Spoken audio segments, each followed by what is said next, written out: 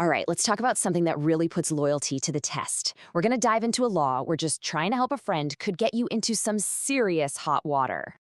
So, picture this. It's late. Your phone rings, and it's a good friend, totally panicking. They're in big trouble, and they're asking, no, begging for a place to lay low, just for a night or two. Your first instinct, right? It's probably to say, of course, come over. But what does the law actually expect you to do in that moment?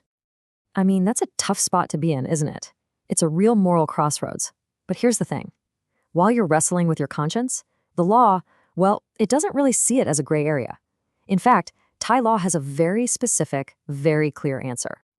And that answer is found in Section 189 of the Thai Criminal Code. This is the law that's all about what happens when you help someone who's trying to escape justice. So what does it actually say?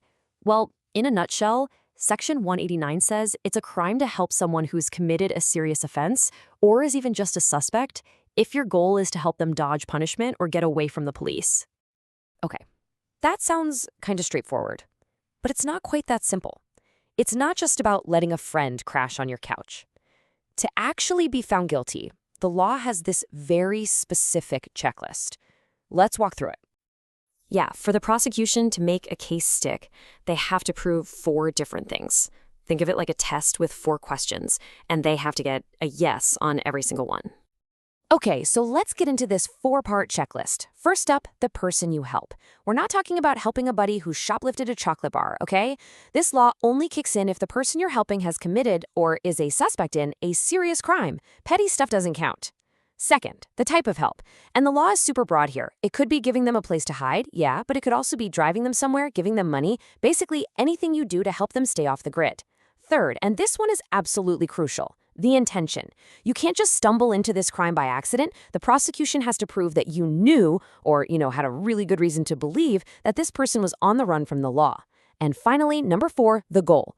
What was the whole point of your help? It has to be specifically to keep them from getting arrested or facing punishment. It all comes down to why you did it. So you might be thinking, okay, if all 4 of those things are true, you're toast. But not so fast. The law actually gets that real life is complicated, especially when family and close friends are involved. And this is where we get to the exceptions. There are a couple of specific scenarios where, even if you technically did it, you might not face punishment. This is fascinating because there are 2 big ones. First, there's family. We're talking about helping a parent, a child, or your spouse. Section 193 basically says the court gets it. That bond is incredibly strong. So they have the option, not a guarantee, but the option to not punish you. Now, the other exception is totally different. It's called acting under duress. This is when you were forced to help. Maybe someone threatened you or your family, and you felt you had no choice. Under Section 67, that's a complete defense.